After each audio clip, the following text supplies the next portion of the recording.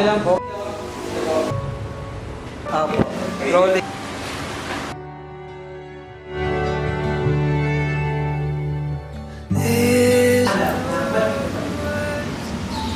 Parang may ginagawa sa mga.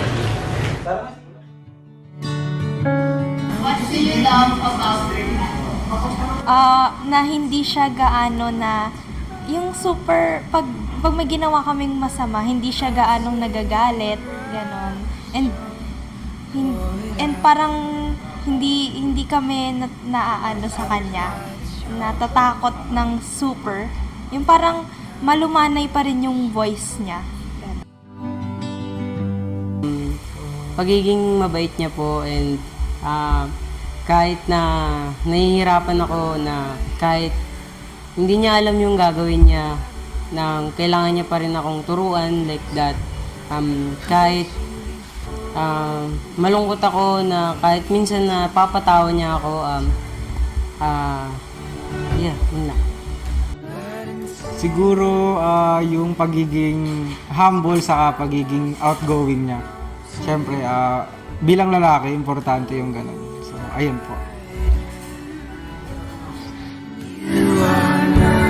What's your favorite memory with your father? Yung pumapasyal po kami sa iba't ibang lugar. And yung binibila niya po ako ng kahit ano. Yung favorite ko is yung nagbabanding kami nung nagigitara ako, then kumakanta siya. Then kahit mali-mali ako ng chords and strumming pattern, ay tuloy-tuloy lang siya sa pag-appreciate ng pagigitara ko. Then nung lumabas kami, isa din siya sa favorite ko. Then lahat na lang ng kung anong gusto ko is binibigay niya. Yun. What's your message for your dad this Father's Day? Dad, alam ko hindi ko araw-araw sinasabi sa'yo, pero I love you, Dad. And kahit matigas yung ulo ko, natutuwa ako na mahal mo pa rin ako. Dad, I know, Dad, na kahit patandaan na patanda, Dad, ay mamahalin ka pa rin namin. Kahit nahihirapan ka ng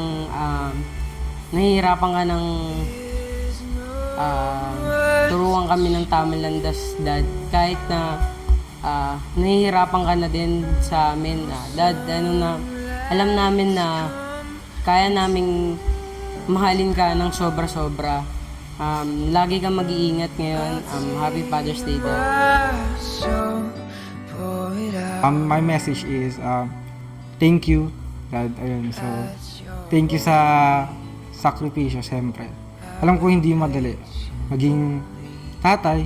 Ayun, so, bilang lalaki, kailangan natin mag-lead. So, ayun, thankful ako kasi, siyempre, ikaw yung role model ko.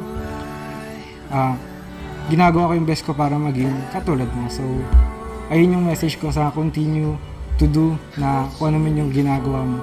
And ayun, habang wala ka sa bahay, akong bahala sa bahay. So, ayun. Thank you, Dad. Ano ba yung isang message nyo para sa mga anak na hindi nyo gaano nasasabi sa kanila on a regular basis? Sa mga anak ko, kay Dylan and Dale, kay Dana, lagi nilang bigyan ng panahon ng Panginoon Diyos sa lahat ng kanilang ginagawa. Dahil sa Panginoon Diyos, nagmumula ang karunungan, pati pang-unawa. So, kailangan nila ang Diyos sa kanilang buhay na mag-guide sa kanila. Tsaka, ang huli ay lagi silang magpagamit sa Panginoon, sa kanyang kaluwalhatian. Ang masasabi ko lang sa kanila, kahit di ko man nasasabi sa kanila nakikita naman nila sa kilos ko na talagang yung pagmamahal ko sa kanila. Hindi nila siguro maano. Pero ang gusto ko lang talaga sabihin sa kanila in words is, I love you mga anak. Yun lang naman dapat kong sabihin sa kanila. Yung sabihin ko sa kanila yung words na, I love you mga anak. Hindi ko nasasabi kasi sa kanilang mahal ko sila eh. Kasi napaka matigas kong tao eh. Never akong nagsasabing I love you. Kaya minsan ako yung nahihiya kasi yung isang anak ko, si Basti, mahilig magsabing I love you. Kay Ponzi naman, lagi ko sinasabi na, anak, kailangan na maging mabuti kang tao. Tsaka sinasabi ko lagi sa kanila na hanggat ako'y nabubuhay, talagang itatayo ko sila, itataguyod ko sila. Kaya nga sabi ko, hindi ko man sila laging nasasabihan ng I love you, dun sa gawa, ipinaparamdam ko lagi sa kanila.